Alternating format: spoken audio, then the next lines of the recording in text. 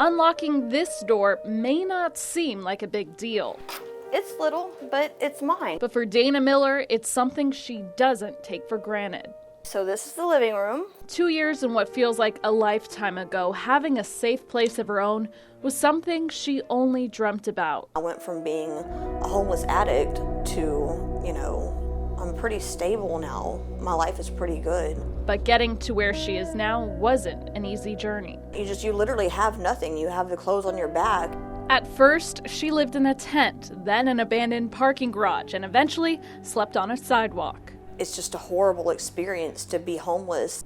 As an addict with mental health issues, it was hard for Dana to pull herself out of her situation. This is your way of life, and all you can do every day is just try to survive and get through the day. But one day, she heard something life-changing. We heard from other homeless people that Hope Connections was just giving out keys to apartments, and I was like, well, I want some keys. Dana found her way to Shreveport nonprofit Hope Connections, where she was connected with services that led to getting her own furnished apartment, completing rehab, and getting a job.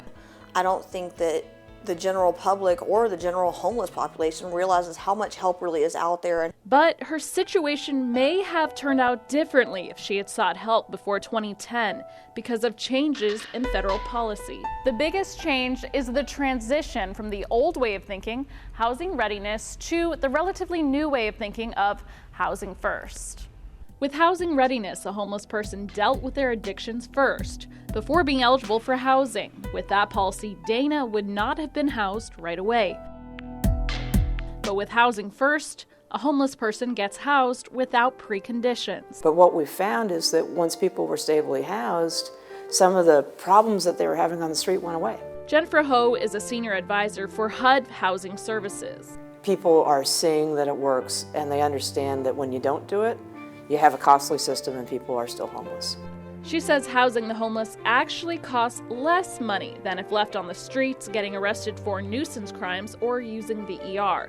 HUD also only accepts one application from each community now, instead of giving grants to several nonprofits fighting homelessness. We really want a community to solve the problem, and so you've actually got to work together. HUD former Assistant Secretary Mark Johnston says Hope Connections has done well working together. According to Hope Connections stats, since 2012, the total homeless population in Shreveport-Bossier has been cut in half. And we are extremely grateful that we have such a great partnership with all the agencies that work with homelessness in our area. Street Outreach Coordinator Chelsea Liegi and other street outreach workers are on the front lines of getting the homeless off the streets. So you have the hygiene kits. They allowed me to tag along as they delivered supplies to some homeless people living in camps and under bridges. We create relationships with them, build trust, and eventually, hopefully, get them into services, meaning getting them into this building and getting them connected to the services that they're needing. Building trust is exactly how Chelsea helped Dana take steps to change her life. We have contact all the time. Yeah, we do now. To reflect on how far she's come, Dana showed me where she spent some of her darkest days. Have not been back here since I left. How does it feel? It's odd. I don't really have words for it. At one point, this abandoned parking garage was her only shelter. Oh my God.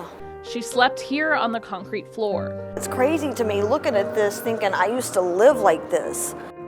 Dana says seeing this mattress hurts her to know someone is living the life that used to be hers. It makes me feel very sad for them, not only knowing what it's like, but knowing that there's a better way to live and that there is help out there, knowing that they don't have to be in there right now. They could have housing if they just know the right resources to use. I'm so proud I of know, you. thank you. Both women get emotional talking about the journey they've walked together. It makes me realize not to take things for granted in life. It makes me want to give back. Now, instead of focusing on surviving day to day in the streets, Dana can now focus on her future. Couldn't be happier. For her, having this home made all the difference. In Shreveport, Victoria Shirley, KSLA News 12.